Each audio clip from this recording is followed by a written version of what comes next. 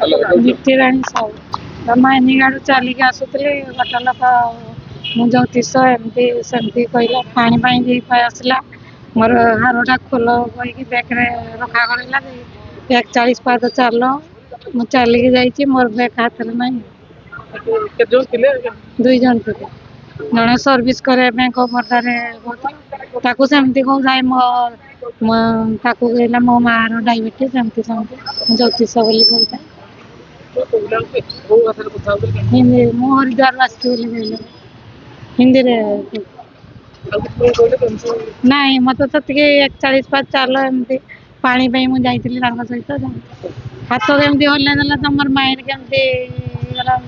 ମୁଁ 41 ପାଦ ଚାଲିଛି ତାପରେ ଚାହିଁଲା ବେଳକୁ ମୋ ପାଖରେ ବ୍ୟାଗ ନାହିଁ କହିଲେ ହାରଟା ଖୋଲ ନହେଲେ ତମର ପୁଅର ଏମିତି କ୍ଷତି ହବ ଏମିତି ସେମିତି ନା ନା ସିଏ ଜ୍ୟୋତିଷ ବୋଲି କହିଲା ତାପରେ ମୁଁ ତମର ଗୋଟେ ପୁଅ ଅଛି ଏମିତି ସେ କହିଲା।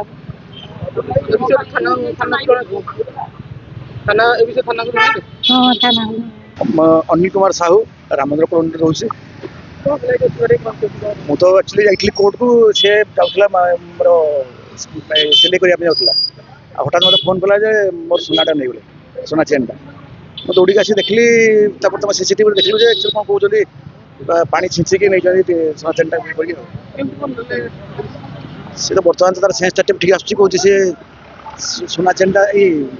ପାଣିଟା କ'ଣ ଛିଞ୍ଚିଲା ପରେ ସେ ସୁନା ଚେନ୍ଟା କାଢ଼ିକି ତାକୁ ଦେଇଛି। ସେ 3 ଜଣ ଥିଲେ କହୁଥିଲେ 3 ଜଣ ଥିଲେ ବର୍ତ୍ତମାନ IAC ଆସିଥିଲେ ଦେଖିଲେ ବି ସିସିଟିଭି ଗୋଟେ ମୋଟରସାଇକେଲରେ 3 ଜଣ ବସିଛନ୍ତି ସେ ଫଟୋଟା ବି ସେ ଚିହ୍ନିଲା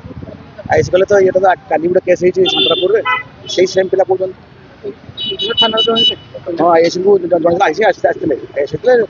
ଥାନାରୁ ସବୁ 30 ଜଣ ଷ୍ଟାଫ୍ ବି ଆସିଥିଲେ ବର୍ତ୍ତମାନ ତ ଯାଇଛନ୍ତି ମଣ୍ଡୁଆ ଗଲେ କ'ଣ କହୁଛନ୍ତି 3ଟା ଗାଡ଼ିରେ ଧରା ପଡ଼ୁଛନ୍ତି ବୋଲି କହୁଛନ୍ତି ଭଗବାନ।